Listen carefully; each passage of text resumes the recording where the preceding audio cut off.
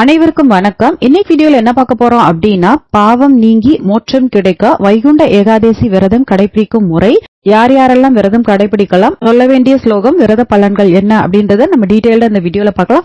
So இப்பதான் நம்ம சேனலை ஃபர்ஸ்ட் டைம் பாக்குறீங்க அப்படின்னா மறக்காம சப்ஸ்கிரைப் பண்ணிட்டு பாருங்க. வாங்க வீடியோக்குள்ள போலாம். வருஷத்துல 24 ஏகாதசி வந்தாலும் எல்லா ஏகாதசி நாள்லயும் எல்லாராலையும் விரதம் இருந்து வழிபட முடியாது.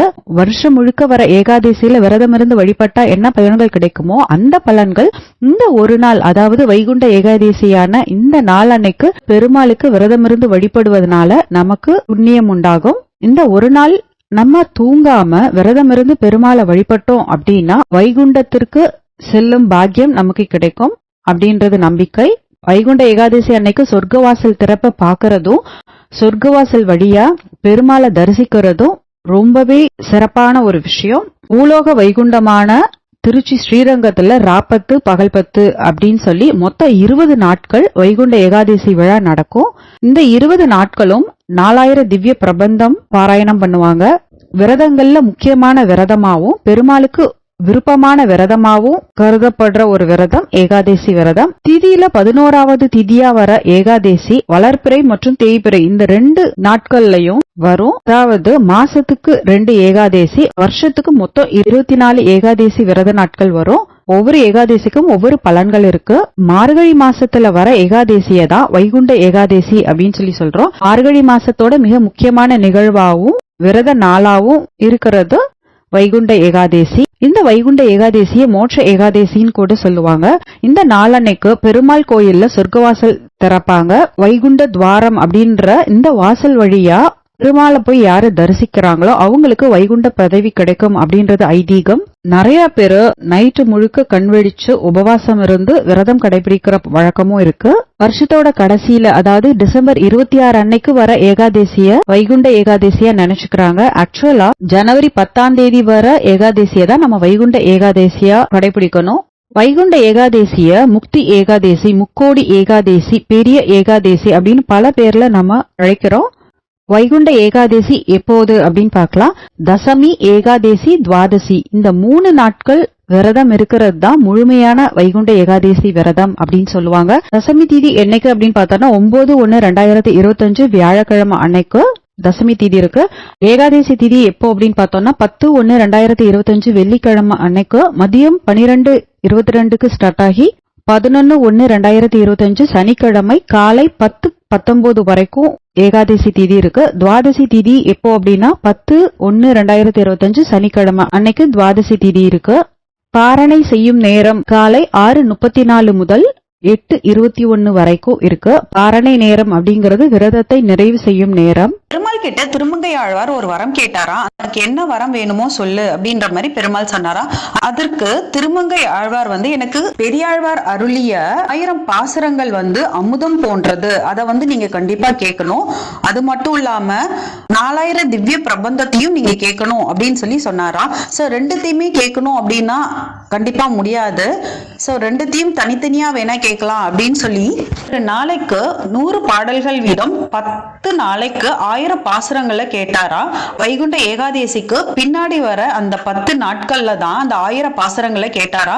சோ அதுக்கு பேரு ராப்பத்து அப்படின்ற மாதிரியும், 4000 திவ்ய பிரபந்தத்தை வைகுண்ட ஏகாதசிக்கு முன்னாடி வர 10 நாள் கேட்டாரா, அதுக்கு பேரு பகல் பத்து அப்படின்னு சொல்லியும் பேர் வச்சாங்களாம். அந்த மாதிரி ஆழ்வார்கள் அருளிய அந்த பாசுரங்களை கேட்ட பெருமாள் வைகுண்ட வாசல் வழியா வெளியே வரும்போதுதான் அவரை தரிசிக்கிறதுக்காக பக்தர்கள் விரதம் இருந்து வணங்குறது வழக்கம். சோ அந்த விரதத்தை தான் வைகுண்ட ஏகாதசி விரதம் அப்படின்னு சொல்லுவாங்க.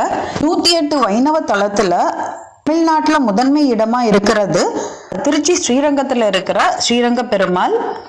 சோ அங்க சொர்க்கவாசல் திறப்பு அப்படின்றது அங்க ரொம்ப வெகு விமர்சையா கொண்டாடுவாங்க. பெருமாளை வடக்கு வாசல் வழியா பக்தர்கள் தரிசிப்பாங்க.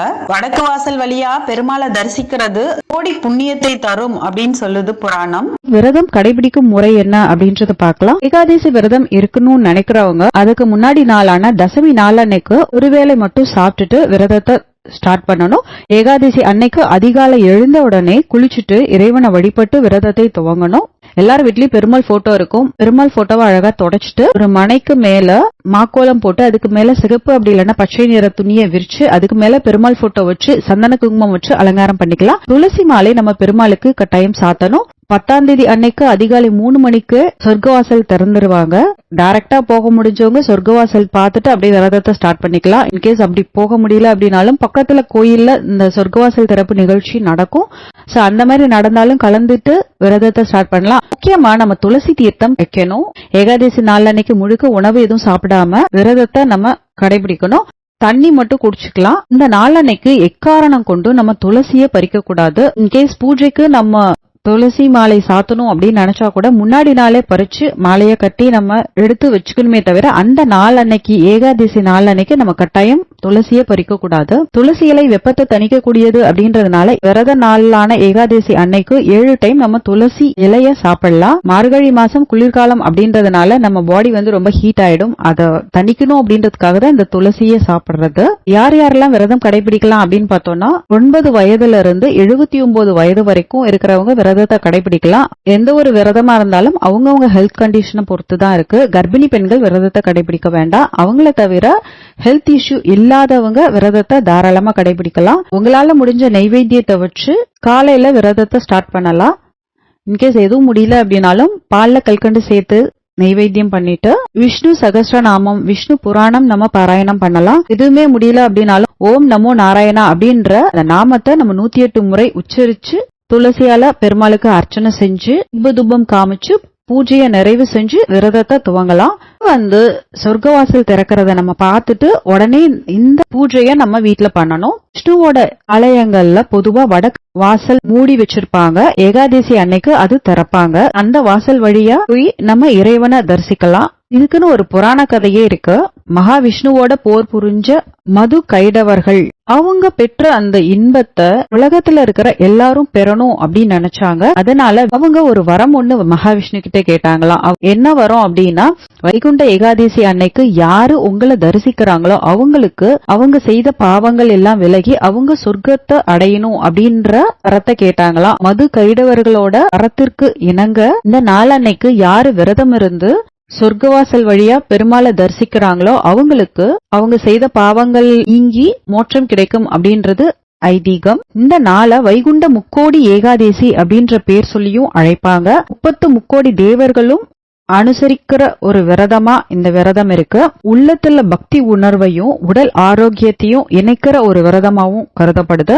நாளன்னைக்கு விரதம் இருந்து வழிபட்டா மகாவிஷ்ணுவோட பரிபூர்ணமான அருள் நமக்கு கிடைக்கும். ஏகாதசி நாள் முழுக்க நம்ம விரதம் இருந்து முடிஞ்ச காலையிலயும் மாலையிலயும் பெருமாளை தரிசிக்கணும். கேஸ் முடியல அப்படின்னாலும் மாலை நேரத்துல கட்டாயம் நம்ம போய் பெருமாளை தரிசிக்கிறது ரொம்பவே நல்லது. சில பேர் என்ன பண்ணுவாங்கன்னா வைகுண்ட ஏகாதசி அன்னைக்கு நைட்டு முழுக்க நம்ம முழிச்சுதான் இருக்கணும் அப்படின்ற மாதிரி தப்பா புரிஞ்சுக்கிட்டு டிவி பாக்குறது, அரட்டை அடிக்கிறது, இந்த மாதிரி தேவையில்லாத டைம் பாஸ் பண்ணுவாங்க. ஆக்சுவலா வைகுண்ட ஏகாதசி அன்னைக்கு நைட்டு முழுக்க முழிச்சிருக்கணும் அப்படின்னு சொல்றது எதுக்கு அப்படின்னா பெருமாளோட முழு அனுகிரகம் நமக்கு கிடைக்கணும் அப்படின்றதுனாலதான். அதனால இந்த நாள் அன்னைக்கு கண் விழிச்சு நம்ம புராண நூல் படிக்கணும், விஷ்ணு சகஸ்ரநாமம் படிக்கணும், விஷ்ணு பாடல்கள் பாடணும். இந்த மாதிரி தான் இந்த நைட் முழுக்க நம்ம பண்ணணுமே தவிர தேவையில்லாத விஷயங்கள்லாம் பண்ணக்கூடாது.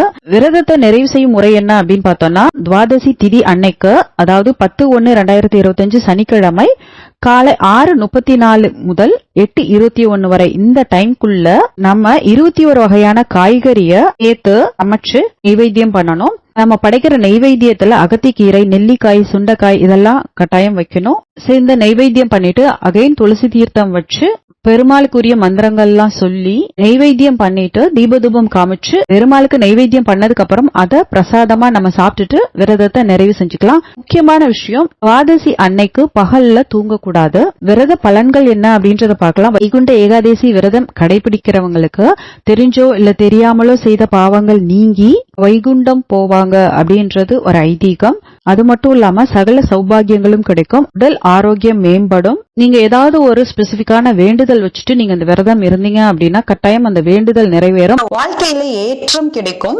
சங்கடங்கள் அனைத்தும் விலகி வாழ்க்கையில இன்பம் உண்டாகும்.